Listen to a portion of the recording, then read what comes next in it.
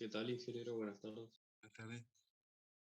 No sé qué han visto de la parte práctica, qué fue lo último que han visto. ¿Alguno que tenga a mano? Vimos hasta Pandeo hoy. ¿Flexión compuesta han visto? Núcleo central y ese tipo de cosas.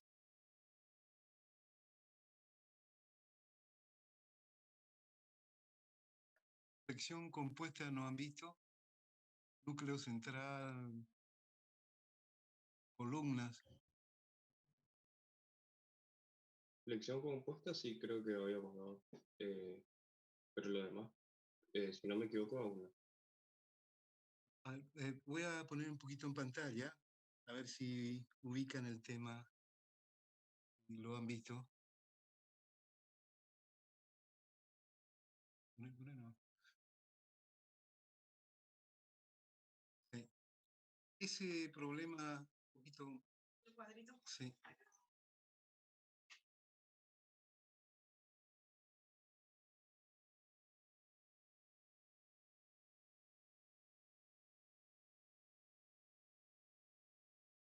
¿Este problema no lo han visto en el práctico?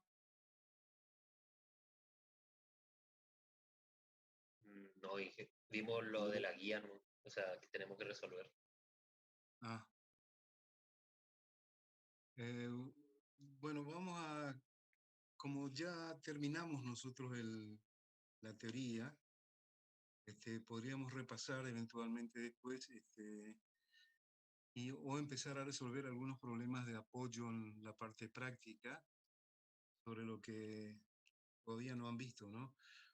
Este problema trata de una columna que tiene una forma de una L invertida, se puede descomponer como si fuera dos rectángulos, cuyas medidas están en la figura, 15, 65 de alto y 50 por 15 la pata horizontal superior, digamos. Esta es una columna corta, se aclara que es una columna corta, o sea que no está sometida a pandeo, no hay ningún esfuerzo adicional, como es el caso de una flexión transversal pandeo.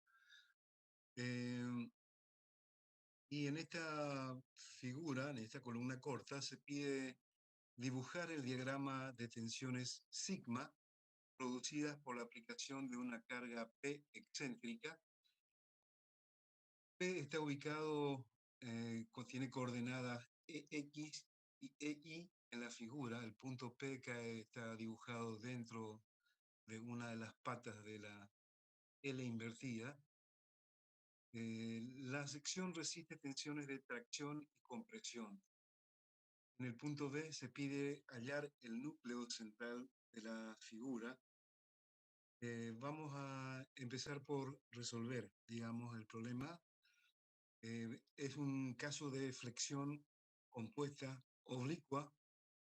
Flexión compuesta oblicua porque es una figura de forma genérica, no tiene ejes de simetría, o sea que los ejes X e Y no son ejes principales de inercia. Se entiende que la carga P, bueno, no está aclarada si es de compresión o tracción, pero se supone que es de compresión. De todas formas, aclara que resiste tensiones de tracción y de compresión. Se supone que es una carga de compresión y los datos son P 8 toneladas, EX 8 centímetros y E sub I 10 centímetros. Levantar un poquito más.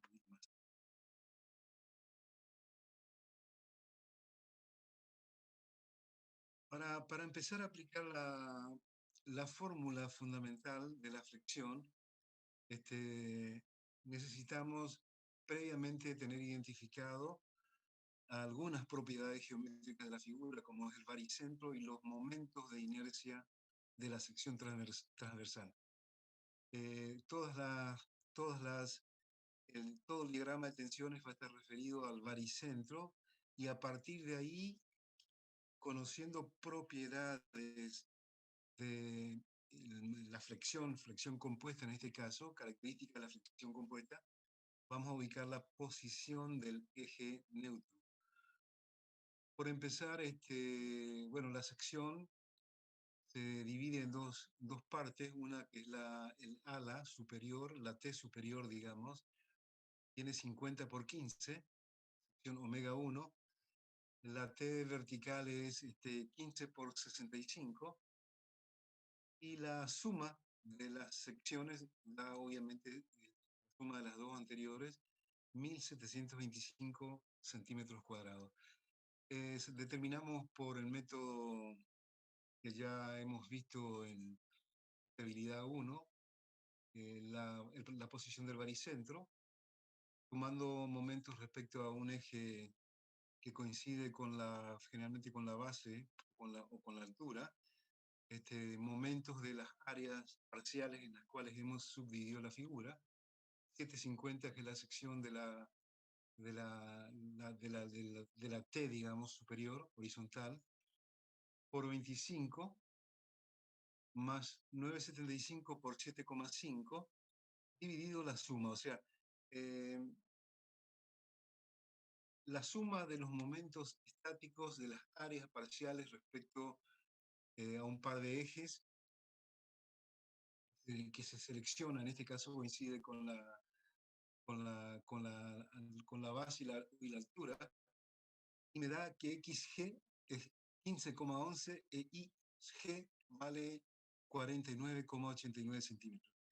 E está ubicado en la casi coincidiendo con el vértice encuentro de las alas, del ala y la altura de la figura, está indicado. Las distancias a los baricentros parciales de las figuras son 22,61 y 6,1 para el ala vertical, digamos.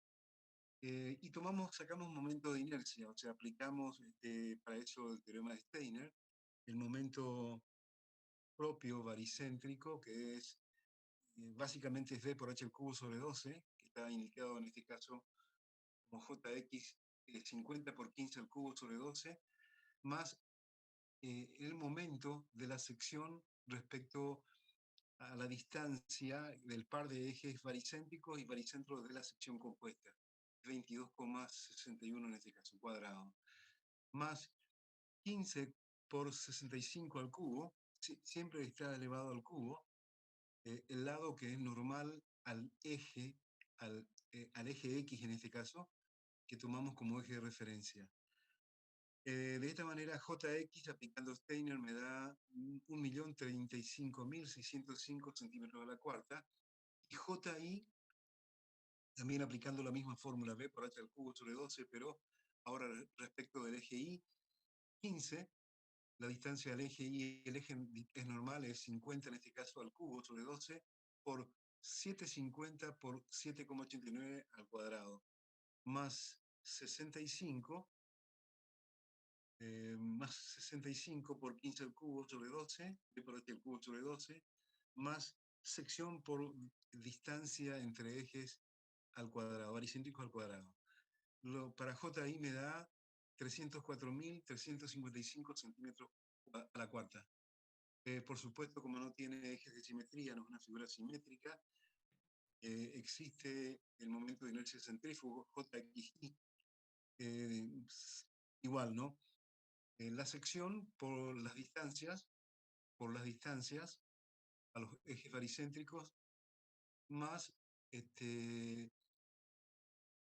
las secciones por las distancias, a ver, en este caso me queda 750, que es la parte superior, la T superior, por menos 8,9, que es distancia al eje Y, que está indicado en la figura, por 22,61, que también es la distancia de ejes X paralelos, que también está indicado en la figura. En este caso, 9,89 tiene signo negativo, más 9,75, que es el ala paradita, digamos, vertical de la T, por menos 17,3, que es la distancia que hay al eje X, y por menos 17,39, no, por 7,61, lo que me da con signo negativo 296.739 centímetros a la cuarta. Tiene signo negativo, obviamente, ¿no? La fórmula que vamos a aplicar acá para verificar la tensión máxima es la fórmula conocida como fórmula de dos términos, que es genérica, sirve para verificar secciones una vez que se ha predimensionado, o para predimensionar por aproximación, trabajando por aproximación. La fórmula de dos términos es la tensión normal, N sobre omega, el esfuerzo normal, más el momento por seno de beta, Jn y N, que es el momento que se aplica, el momento cualquiera máximo. Seno de beta es el ángulo que forman el plano de carga y el eje neutro, el momento de inercia respecto al eje neutro y la máxima distancia respecto del eje neutro. Seguimos con los cálculos. Delta, que vamos a utilizar, es el cuadrado de x al cuadrado más y al cuadrado raíz cuadrada, lo que me da 12,80 centímetros. Delta sería la distancia que hay desde el punto de aplicación de la carga P a el baricentro de la sección. Delta sería la distancia. El momento es P por delta, obviamente. P, la aplicación de la carga por la distancia al baricentro. Me queda 8 toneladas por 12,8 centímetros, 102,4 toneladas centímetros.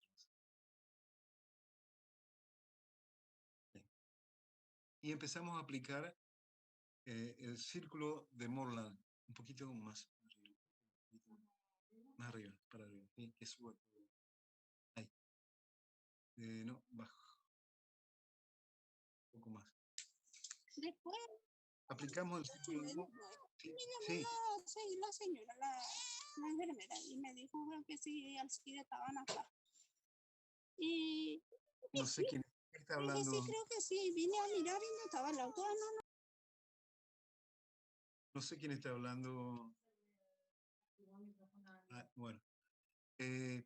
Trazamos el círculo de Morland trazando sobre el baricentro de la pieza, que ya ubicamos, el punto G, en una escala, dibujando en una escala el momento de inercia Jx y a continuación el momento de inercia Ji, dibujados en una escala de centímetros a la cuarta por centímetros.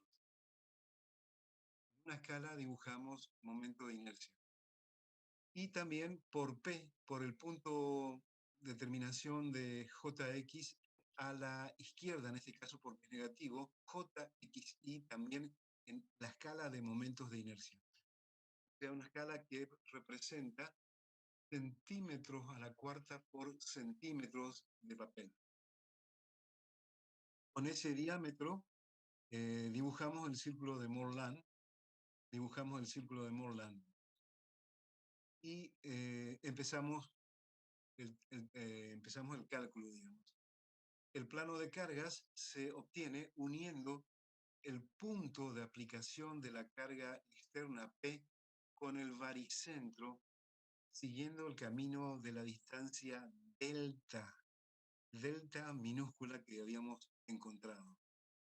Y eso me da el plano F de carga de la fuerza externa. Uniendo donde corta el plano de carga F, círculo de Morland, con el punto polar P, punto polar del baricentro de la figura geométrica, digamos, círculo de Morland, pasamos una recta hasta cortar del otro extremo, del otro lado, el círculo de Morland, obteniendo la posición del eje neutro NN. De esta manera, la secante que une, donde cortan estos dos ejes, F y N, el círculo de Morland, no tiene distancia al punto polar P. lo que significa que no hay momento de inercia centrífugo. El momento de inercia centrífugo, al no existir distancia, es 0. El eje n, que representa el eje neutro, es la dirección conjugada del eje del plano de carga. Condición necesaria para la aplicación en general de la flexión. De esta manera ubicamos en la posición, la dirección conjugada que corresponde al eje neutro para conjugada del plano de cargas, donde el eje neutro corta al círculo de Morland, que es un punto de la circunferencia del círculo, se traza la tangente al círculo. La distancia de la tangente al círculo al punto polar P me representa en la escala de momentos de inercia el momento de inercia respecto del eje neutro, Jn. Es el Jn momento de inercia respecto del eje neutro de la pieza. De esta manera, midiendo en la escala, tantos centímetros multiplicado por la escala, centímetros a la cuarta por centímetros, da que el momento de inercia respecto del eje neutro es de 375.000 centímetros a la cuarta aproximadamente. De la misma manera, midiendo con un transportador para medir el ángulo que forma la dirección del plano de carga con la dirección que corresponde al eje neutro, mido el valor del ángulo beta que forman ambos ejes conjugados. Y beta corresponde aproximadamente a 45,5 grados. Un poquito más. Un poquito más. Poquito más. Para que aparezca ahí está, abajo. Esto ya nos permite dibujar el diagrama de tensiones de la figura. Obviamente tenemos la dirección del plano de cargas y tenemos la dirección del eje neutro. Paralela al eje neutro, ubicamos los puntos más alejados respecto del eje neutro de la sección. Corresponden a 21 centímetros y 37,5 centímetros en la figura. Dibujamos los diagramas de tensiones por superposición de efectos. Primero, como si fuera una flexión oblicua, dibujamos el diagrama de tensiones que corresponden está en la figura M seno de beta Jn por N, que dan con las distancias correspondientes dan 7,2 toneladas centímetros cuadrados y 4,1 toneladas centímetros cuadrados. Obviamente no tiene signo, el diagrama de tensiones no tiene signos porque no aclara si es de tensión o compresión, o es lo mismo que sea tensión o compresión. Depende de, digamos, de dónde esté cayendo la carga, correspondería al signo que tiene el diagrama. Si la carga es de compresión, todo lo que está en la misma semi-área a la derecha de la pieza correspondería al signo de la pieza, en este caso menos, menos. Y lo que está a la izquierda del otro semi-área, la otra parte del semi-área respecto del eje neutro, estaría correspondiendo a tensiones de signo diferente, en este caso de tracción. Pero como no se aclara, no se pone signo.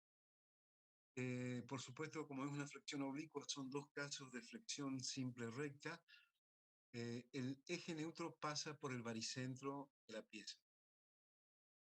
A continuación, por superposición de efectos, se dibuja el diagrama de la compresión o tracción centrada, un diagrama constante que da 4,6 P sobre omega, y finalmente se suman y me resulta el diagrama resultante de la pieza con tensiones de 2,6 y 8,7 toneladas por centímetros cuadrados, con lo que se desplaza el eje neutro a NN, indicado NN, respecto de la recta que pasa por el baricentro de la pieza.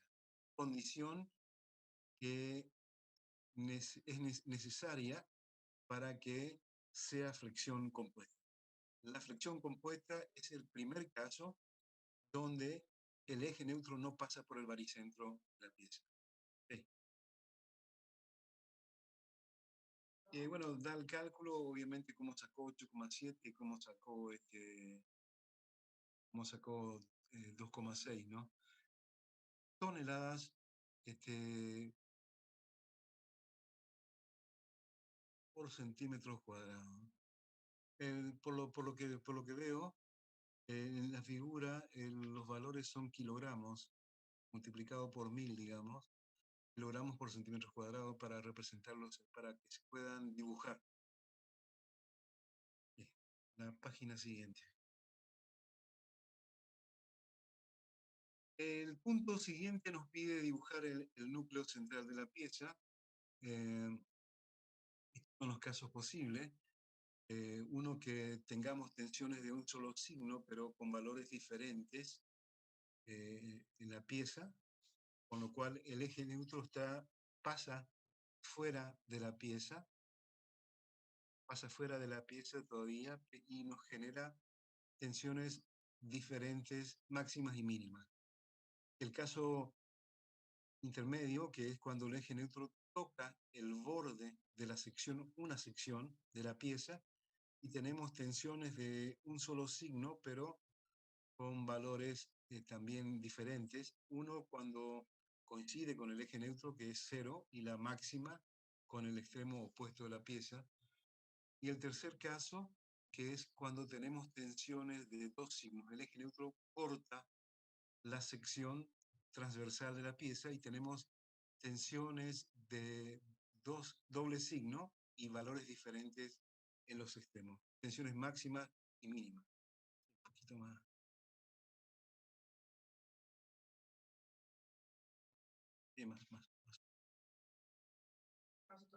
Un poquito más arriba, un poquito más arriba. Un poquito más. Ahí. Para trabajar con la ubicación del eje neutro, se trabaja habitualmente con un método que se conoce como la media geométrica, la media proporcional, que es una relación trigonométrica. La fórmula de la fricción compuesta, que está arriba, P sobre omega más P por E, X, en este caso, si EI es 0, sobre JX por X0 igual a 0 cuando estamos en el eje neutro, la tensión es 0. De ahí despejando P se va a 0, me queda que I sub I sobre omega por 1 sobre X, I sub I, momento de inercia respecto al eje I, sobre omega no es otra cosa que el radio de inercia al cuadrado. El radio de inercia al cuadrado sobre EX. Repito, por más que ustedes ya lo deben saber, esto o probablemente ya lo sepan, recuerden, el radio de inercia es una distancia teórica a la cual se encuentra concentrada toda la masa, la superficie de la figura. Y esa es el radio de inercia. Tiene dimensiones lineales, como está elevado al cuadrado, es un radio al cuadrado, ¿no? De esa figura, si yo I sub X, I sub I al cuadrado, yo la tomara como I sub I por I sub I, o sea, radio de inercia por radio de inercia es radio de inercia al cuadrado, ¿no? Y despejo X0 es a I sub I como I sub I es a EX. Eso me permite trabajar con la representación trigonométrica que está a la derecha, arriba. Tangente de alfa es un triángulo rectángulo, también es tangente de alfa en un triángulo rectángulo del otro lado. La tangente de alfa va a ser igual a X0 sobre I sub I, así como I sub I va a ser igual a EX, que es la relación que está trigonométrica que está arriba expresada. El signo menos, si recuerdo, está indicando, ya se vio esto en la teoría, que el punto de aplicación de la carga está ubicado en otro semiplano respecto del eje neutro, respecto del baricentro. Tomando como ubicación el baricentro, el plano de cargas y el eje neutro están en dos semiplanos diferentes respecto del baricentro de la pieza. Se trabaja con esta formulita de las relaciones medias de proporcionalidad. La media de proporcionalidad es el radio de inercia. Media de proporcionalidad entre la ubicación del eje neutro y el punto de aplicación de la carga. La ubicación del eje neutro es x0 y el punto de aplicación de la carga es e sub x. Y la media de proporcionalidad es el radio de inercia I sub i. Necesitamos calcular estos valores para poder trabajar con, aplicando el círculo de Morland. Sí, un poquito más arriba. Bueno, sí, un poquito más, un poquito más. Sí, bueno, ahí el problema da una explicación de cómo se va a trabajar. Dice, bueno, si la carga se desplaza a lo largo de una recta que pasa por el baricentro de la sección, plano de carga y el eje neutro, o sea, por la recta que une el punto de aplicación de la carga externa y el baricentro, el eje neutro se desplaza paralelo a sí mismo. Y como son medidas proporcionales inversamente proporcional, tienen signos diferentes, al alejarse la carga al baricentro, el eje neutro se aleja del baricentro y viceversa. Si la carga se desplaza por una recta, además, ¿no?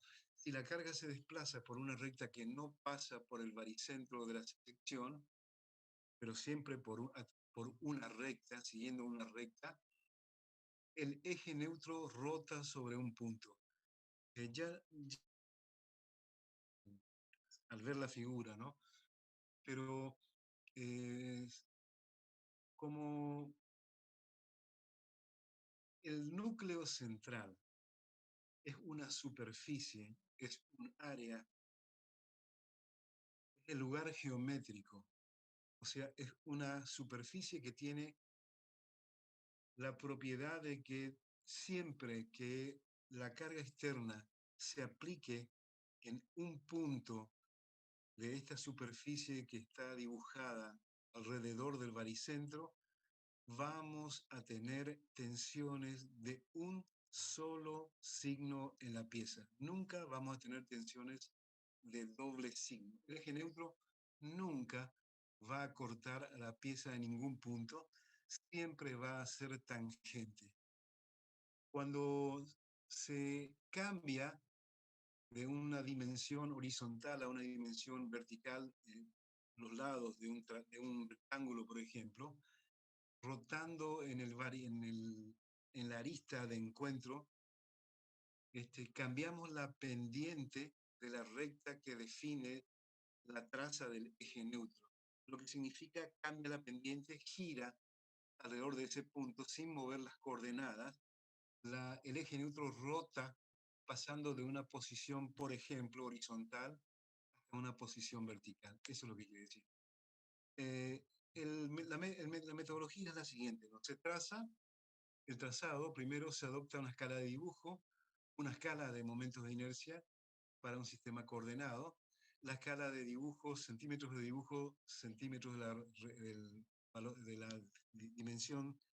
la dimensión real de la figura, para dibujarlo, ¿no? Una escala de momentos de inercia que es centímetros a la cuarta por centímetros, centímetros a la cuarta del dibujo a centímetros a la cuarta real, ¿no? En realidad es por centímetros, no es por centímetros, ¿no? No es centímetros a la cuarta. Yo mido, represento en la figura momentos de inercia. Vamos a ver. Punto segundo, se dibuja la sección con su baricentro. coincidente con el eje de coordenadas O y se enumeran los vértices. Ubicamos el baricentro, ubicamos el sistema coordenado coincidiendo en el punto baricéntrico, G, O con G. Eso significa. Y ponemos numeración a los vértices. Vamos a ver. Segundo, se traza el círculo de Morland, conociendo valores de JX, JI y JXI ya anteriormente calculados. Cuarto, se consideran posiciones del eje neutro tangentes a la sección sin cortarla. Bueno, vamos a ver N1, 2, 2, 3, donde los números que aparecen para N son los coincidentes con los lados en cada posición. 5. Los puntos nucleares se ubican sobre una dirección conjugada al eje neutro, plano de carga, para lo cual se traza una paralela al eje neutro que pase por el baricentro de la sección. Dicho eje corta al círculo en el punto A. Se traza la cuerda, esto, bueno, vamos a ver en la figura más vale, esto no es explicado así, un poquito más arriba, 6. Para ubicar el punto nuclear, bueno, ya está, vamos a verlo en la figura. 7. Se procede de la misma forma con los demás ejes neutros, transcribiendo la sección 8. Vamos a ver ahora la figura. Caso dice 2, 3. A ver. Más, un poquito más, ahí. Toma como ejemplo la figura, el eje neutro coincidiendo con, o sea, empezamos por numerar todos los vértices de la figura que representan posiciones del eje neutro tangentes a la pieza sin que la corten.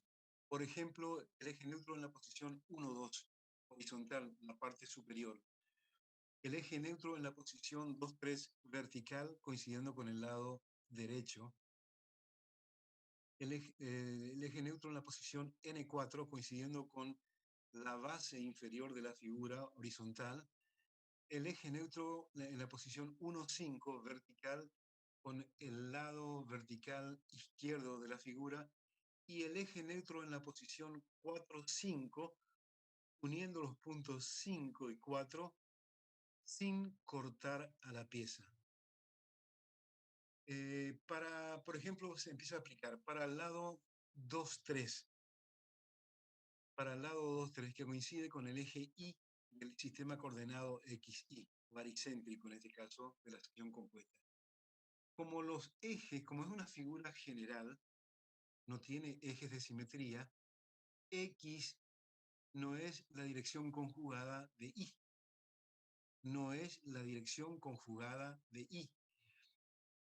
No son ejes principales de inercia.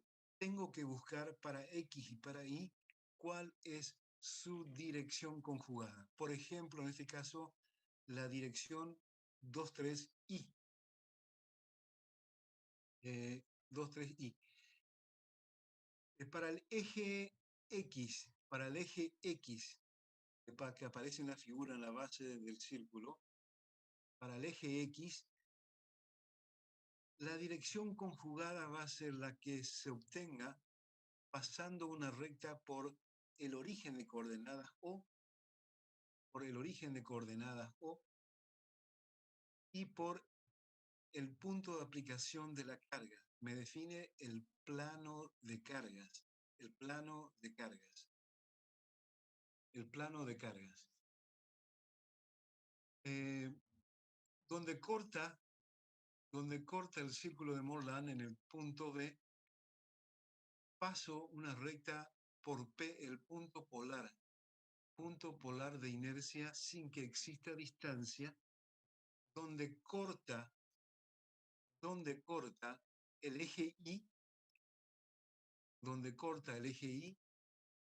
y tengo que la recta V, O, es la dirección conjugada de 2, 3. 2, 3 es vertical, es el eje Y, y la dirección conjugada 2, 3 es la que corta el círculo de Morland en el punto B. No tiene distancia al eje Y de la figura. Es la dirección conjugada. Sí, un poquito más arriba. Acá se aplica la media de proporcionalidad que ya vimos. El eje neutro coincide con el lado 2, 3, distancia x0 en la figura, en el triángulo de proporcionalidad que se va trazando. Se dibuja coincidiendo con el eje Y en la escala de dibujo el radio de inercia I sub I y se traza un triángulo rectángulo normal, un triángulo rectángulo normal que me define la posición E sub X a la cual debe aplicarse el punto de aplicación de la carga para que el eje neutro sea tangente a la pieza coincidiendo con el lado 2, 3. Se levanta por el punto 3 en la figura una normal hasta cortar la dirección conjugada a 2, 3. El punto indicado como K23 es el punto nuclear que corresponde al núcleo central de la figura para la figura. El punto nuclear significa que si yo aplico la carga externa en el punto K23, el eje neutro va a estar en el extremo 2,3, coincidiendo con el lado 2,3 de la figura tangente. Siempre en un semiplano diferente respecto del baricentro de la pieza, respecto del punto de aplicación. Siempre punto de aplicación de la carga y eje neutro, distancia al punto de aplicación de la carga y distancia al eje neutro tienen signos diferentes y están ubicados en semiplanos diferentes y con una relación inversa. Si se aleja el punto de aplicación de la carga, se acerca el eje neutro y viceversa. Si acercamos la distancia EX, acercándonos al baricentro, se aleja el eje neutro, se aleja el eje neutro. Siempre que nos desplacemos sobre una recta, el eje neutro se va a desplazar paralelo a sí mismo. Sí, seguí un poquito. Sí, sí. Vamos a otra página. Cuando tomamos el punto, un poquito más arriba. Ahí. Cuando tomamos el punto nuclear 3, 4, o sea que el eje neutro está coincidiendo con la base 3, 4, con la base 3, 4, que corresponde a una horizontal paralela al eje X, trazamos con el círculo de Morland. Tenemos que buscar la dirección conjugada al eje X. El eje X pasamos como el eje Y, en este caso no es la dirección conjugada del eje Y, en este caso porque no son ejes principales de inercia, son figuras de forma genérica, no tiene ejes de simetría, por lo tanto no hay ejes principales de inercia, ¿no? Para encontrar la dirección conjugada al eje X, el punto O, por donde toca al círculo de Morland el eje X, con el punto P cortando al círculo de Morland en el punto V. En el punto V. Esta dirección es la dirección conjugada del eje neutro 3,4. N34 es la dirección conjugada del eje X paralelo a 3,4. Utilizamos la construcción geométrica de la media proporcionalidad. Volvemos a reiterar, ¿no? El eje neutro coincide con la base, con el eje 3,4, la base 3,4, es la distancia y a el eje neutro. Dibujamos, me aparecen mensajes Instagram,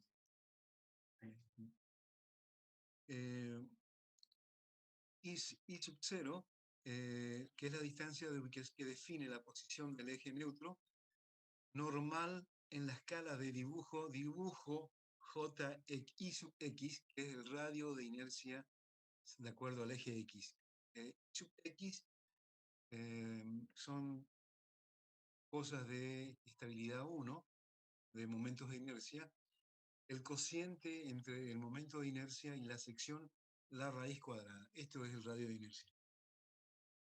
Se dibuja en una escala geométrica, IX, se dibuja el triángulo rectángulo trazando la normal 1,3 ahí en la figura y definiendo el triángulo rectángulo correspondiente.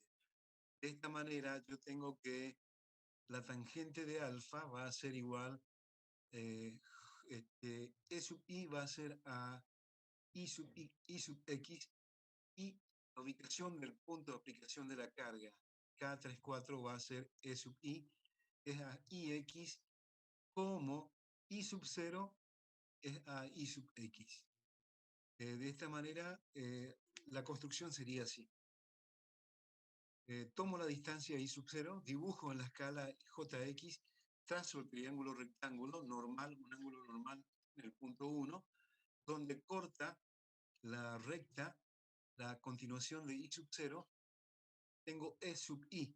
E sub I sobre la dirección conjugada a N34, tengo el punto nuclear K34. Lo que significa que si la carga externa está aplicada en el punto nuclear K34, el eje neutro está ubicado en un semiplano diferente respecto del baricentro de la pieza, tangente a la posición 3, 4 de la figura. Esto significa. Seguimos.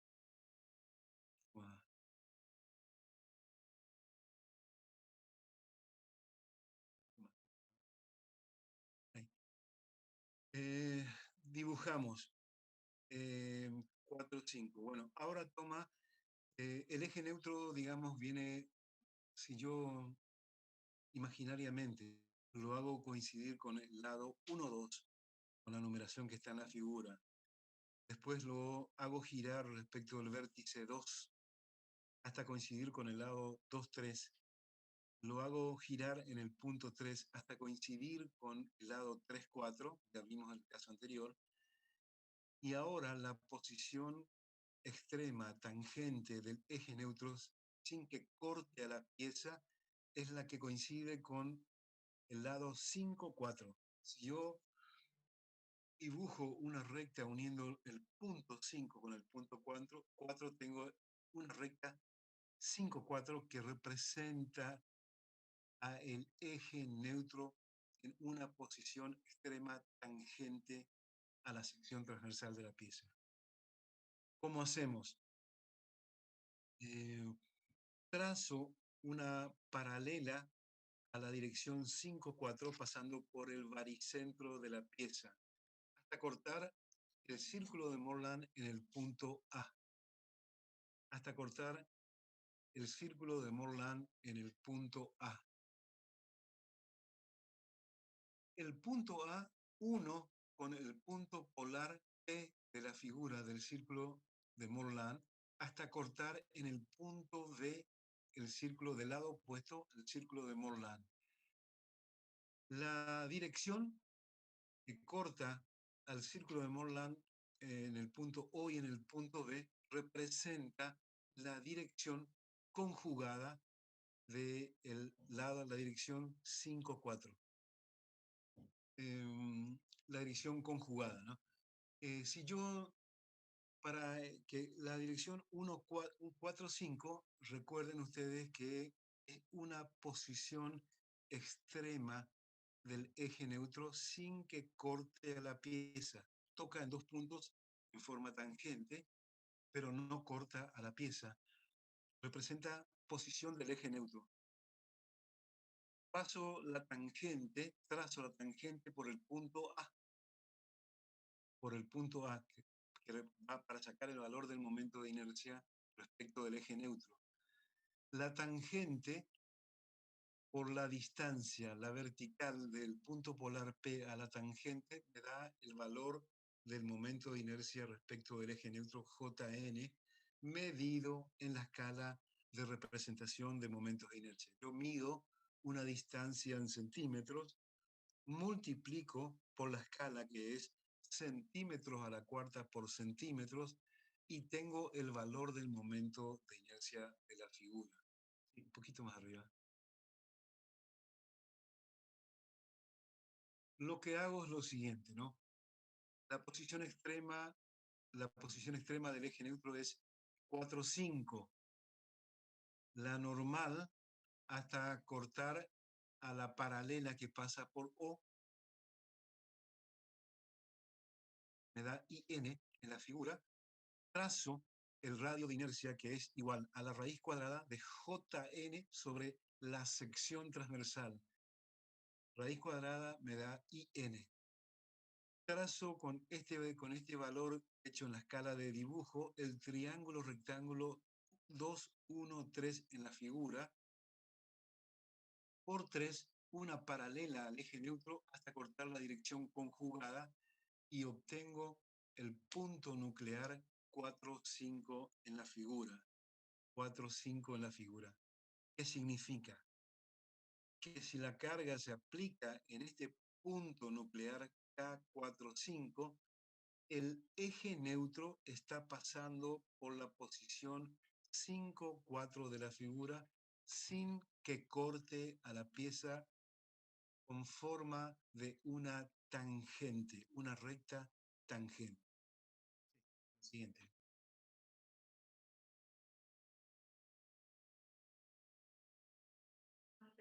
Ay. Bueno, obviamente se repite para la figura 1, 2, que es igual a la figura 3, 4 que ya vimos. En realidad se hace todo en una misma construcción. Se marca una distancia desde el punto, la distancia, un eje X que pasa por el baricentro, a la distancia tangente 1, 2. Eso representa la distancia en la que se encuentra el punto, el eje neutro de la pieza. Trabajo con el radio de inercia, trabajo con el triángulo rectángulo. Sobre la dirección conjugada tengo el punto K12, que significa que si la carga está aplicada en K12, el eje neutro estará tocando en forma tangente, coincidiendo con el lado 1,2 de la figura. Lo mismo para 1,5, cuando estamos trabajando con distancias paralelas al eje Y, y ya vimos este K45 en la figura anterior, en el trazado anterior, uniendo los distintos puntos nucleares, K23, K43, K45, K13 y K12, tengo el núcleo central de la pieza, que es el lugar geométrico donde, aplicada la carga externa, siempre voy a tener tensiones de un solo signo en la figura. Los puntos, el perímetro de este núcleo central representa el límite del núcleo central. Cuando esté pasando de un punto nuclear K, por ejemplo, K23 al punto K43 de la figura, la recta que representa al eje neutro estará girando respecto de el vértice 2, 3 a 4, 3 en la base inferior, para pasar de un eje vertical a un eje horizontal sin que corte a la figura.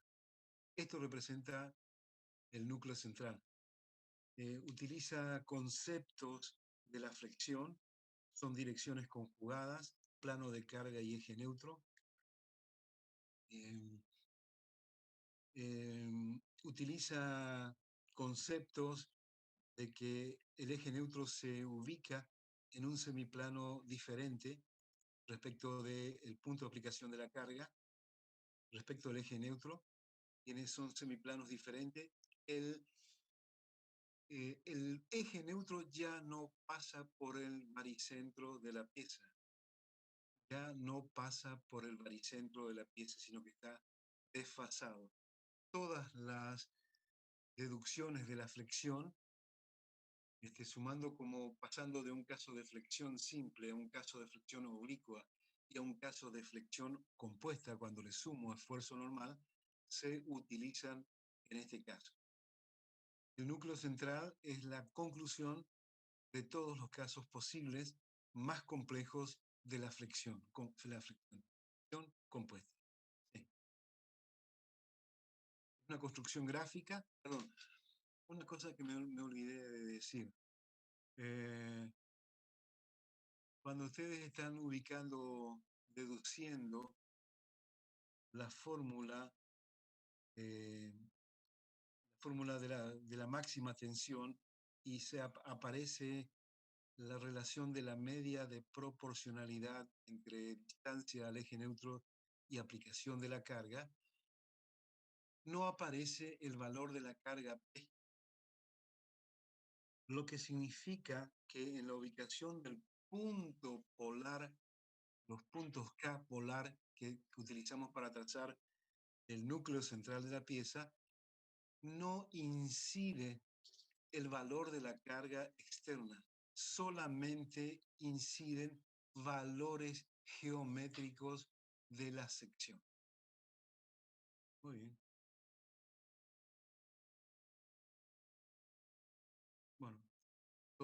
Bueno, estos son también, son cálculos analíticos. Una fórmula así, fórmula analítica. Sí. Para ubicar analíticamente la posición del eje neutro, ¿no? Sí. Sí, se puede hacer analíticamente también cálculos mediante estas fórmulas de aplicación de ubicación del eje neutro, pero se pierde el valor de interpretación física de lo que se está haciendo. Por eso es que con estas fórmulas es muy fácil equivocarse y uno no se va a dar cuenta. Este es el ejemplo que yo quería explicarles un poco a ustedes de aplicación de la flexión compuesta, como aplicación de la flexión compuesta, y que les va a servir para que ustedes puedan utilizar para resolver los problemas de una planilla o problemas tipo de que les estén tocando, ¿no?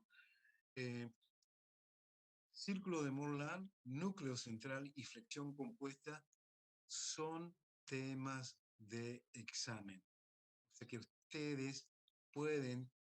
se les puede pedir a ustedes que hagan el núcleo central de una pieza, por lo cual van a necesitar saber conceptos de momento de inercia, saber conceptos de círculo de Morland, saber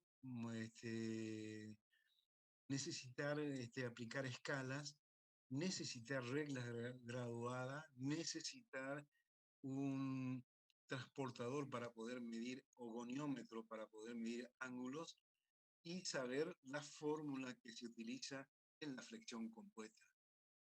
Es un método gráfico analítico. Hasta acá vamos a ver lo que tiene que ver con la flexión compuesta. Hasta acá, no. Vamos a ver posteriormente un problema práctico, en todo caso de aplicación de otros temas, como puede ser propiedades del diagrama momentos reducido, u otros temas que el ingeniero Urbieta esté considerando que merezca recordarse o reforzársele a ustedes. Esto es todo por mi parte por hoy. Buenas tardes, ¿no? ¿Está vivo alguien por ahí o no? Buenas tardes, Oscar, ¿cómo andás? Buenas tardes. Mira, sí, hola Mario. ya le tomé Sí. acá asistencia a los alumnos Una cosita, lo que nos bueno. quedaría, Oscar, Sí, es el práctico, el método de viga conjugada, que es el trabajo práctico 10, el trabajo práctico 11, sí. que es una viga hiperestática, serían Ajá. y el diagrama de momentos reducidos. Son los temas para dar por terminada la. No sé si te Perfecto. vas a dar Perfecto. Bueno, vendría el método, corresponde al 9.1. sí, no sé. Dentro No de la sé misma cuál hoja que es. tenés vos. Y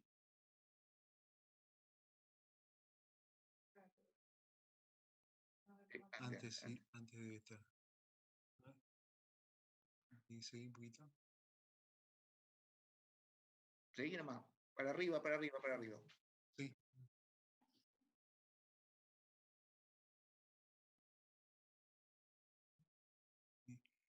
Sí, no, sí, sí, sí. 9.1.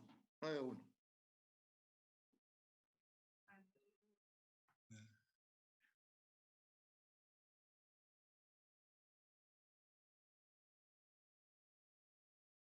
Fricción compuesta, esto.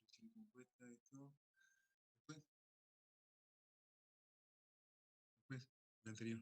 No, esto es flexión compuesta. No. Más arriba, más arriba, más arriba, más arriba. Más adelante, más adelante, más Un poquito adelante. más. Sí. No, ¿no tenés? Bueno. Después vemos con él. Bueno, en todo caso, la clase siguiente vamos a ver, vamos Porque a ubicar serían, esto. son esos dos ejercicios nada más que quedaría para terminar, Oscar. Bueno. Que dentro del gráfico corresponden al 8, discúlpame, yo me equivoqué, eran el 8.1, no el 9.1, el 8.1 y el 8.5. Son los dos que quedarían para terminar. 8.1. Bueno. Esta. No, continúa nomás. A ver, seguí bajando. Seguí bajando nomás. Seguí nomás. El 8.4. Sí, seguí nomás. 8.4. El 8.4. Ahí está, ese que está acá es. A ver, este que está acá. El 8.4. Este por tabla que ayer vimos eso. Ayer vimos. Seguí nomás bajando un poquito. Seguí bajando. Sí. 8.4 es. 8.4.